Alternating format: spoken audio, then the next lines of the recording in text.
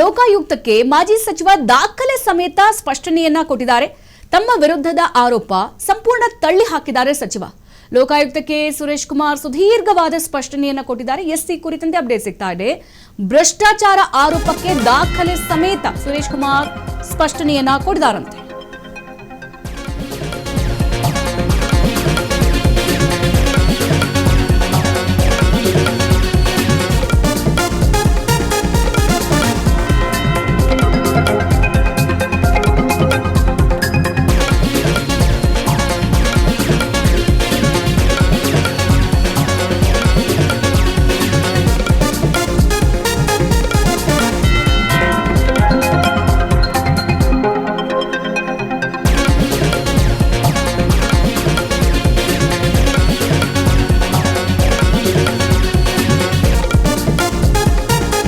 ಲೋಕಾಯುಕ್ತಕ್ಕೆ ಮಾಜಿ ಸಚಿವ ದಾಖಲೆ ಸಮೇತ ಸ್ಪಷ್ಟನೆಯನ್ನ ಕೊಟ್ಟಿದ್ದಾರೆ. ತಮ್ಮ ವಿರುದ್ಧದ ಆರೋಪ ಸಂಪೂರ್ಣ ತಳ್ಳಿ ಹಾಕಿದ್ದಾರೆ ಸಚಿವ.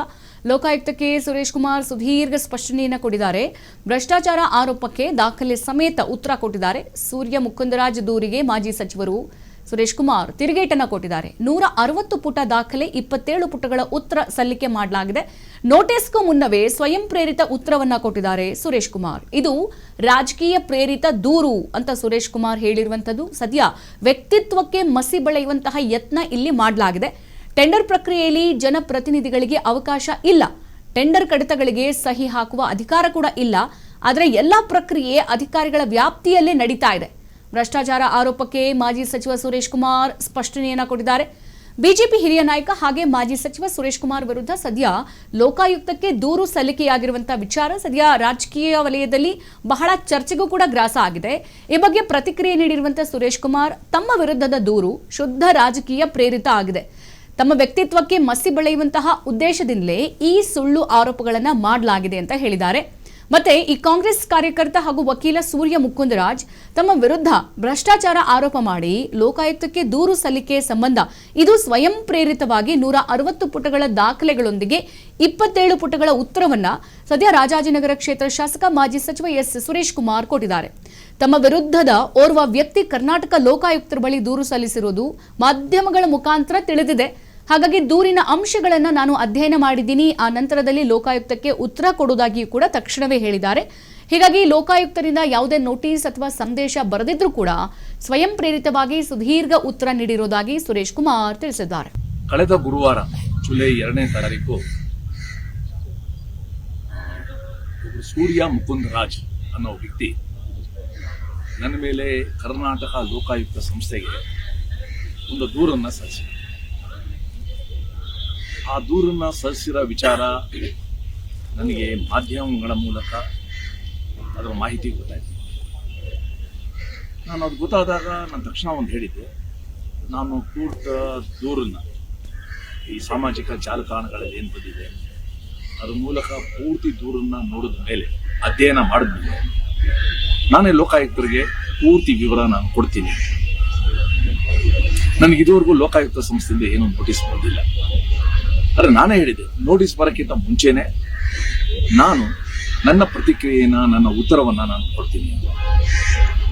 ಈ ಹಿನ್ನೆಲೆಯಲ್ಲಿ ಇವತ್ತು ಯಾವುದೇ ನೋಟಿಸು ಅಥವಾ ಸಂದೇಶ ಲೋಕಾಯುಕ್ತದಿಂದ ಬರದೇ ಇದ್ರೂ ಕೂಡ ನಾನೇ ಸ್ವಯಂ ಪ್ರೇರಿತನಾಗಿ ನಾನು ಏನು ಅವತ್ತು ಎಲ್ಲರಿಗೂ ಕೂಡ ಒಂದು ಭರವಸೆ ಕೊಟ್ಟಿದ್ದೆ, ಆ ಭರವಸೆಯಂತೆ ಬಂದು ಇವತ್ತು ಲೋಕಾಯುಕ್ತಕ್ಕೆ ನನ್ನ ದೂರನ್ನು ಇವತ್ತು ನಾನು ಸಲ್ಲಿಸಿದ್ದೇನೆ.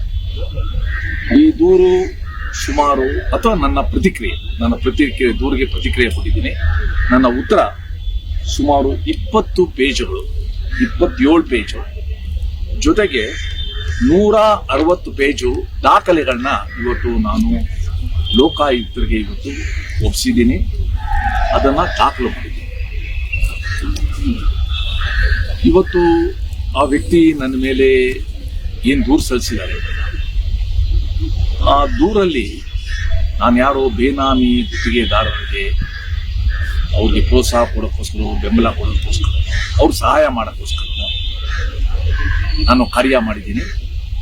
ಜೊತೆಗೆ ನಗರ ಪಾಲಿಕೆಗೆ ಮತ್ತು ಸರ್ಕಾರಕ್ಕೆ 300 ಕೋಟಿ ರೂಗಳಷ್ಟು ನಷ್ಟ ಉಂಟು ಮಾಡಿದ್ದೀನಿ ಅಂತ ಅವರು ದೂರಿನಲ್ಲಿ ತಿಳಿಸಿದ್ದಾರೆ. ಈ ಒಟ್ಟು ಹೇಳಿಕೆ ಏನಿದೆ, ಒಟ್ಟು ದೂರೇನಿದೆ, ಅದರ ಹಿಂದಿನ ಉದ್ದೇಶವನ್ನು ನಾನು ಬಲ್ಲೆ. ಈ ದೂರಿನ ಪ್ರತಿಯೊಂದು ಅಂಶವನ್ನು ನಾನು ಈ ಸುದೀರ್ಘ ಉತ್ತರದ ಮೂಲಕ ಸ್ಪಷ್ಟವಾಗಿ ಇವತ್ತು ಅಲ್ಲಗೆಳೆದಿದ್ದೆ. ಅವ್ರು ಹೇಳ್ತಾರೆ, ರಾಜಾಜಿನಗರ ಶಾಸಕರು ಟೆಂಡರ್ ಪ್ರಕ್ರಿಯೆಯಲ್ಲಿ ಪ್ರವೇಶಿಸಿ ಈ ರೀತಿ ಬೇಕಾದವರಿಗೆ ಸಹಾಯ ಮಾಡಿದ್ದಾರೆ ಅಂತ ಹೇಳ್ತಾರೆ. ಕಾನೂನು ಬಹಳ ಸ್ಪಷ್ಟ ಇದೆ, ನಿಯಮಾವಳಿ ಬಹಳ ಸ್ಪಷ್ಟ ಇದೆ. ಶಾಸಕರು ಸೇರಿದಂತೆ ಯಾವುದೇ ಜನಪ್ರತಿನಿಧಿ ಟೆಂಡರ್ ಪ್ರಕ್ರಿಯೆಯಲ್ಲಿ ಪಾಲ್ಗೊಳ್ಳಲು ನಿಯಮಾನುಸಾರ ಅವಕಾಶ ಇಲ್ಲ. ಯಾರು ಕೂಡ ಭಾಗವಹಿಸಕ್ಕಾಗಲ್ಲ. ನಮಸ್ಕಾರ.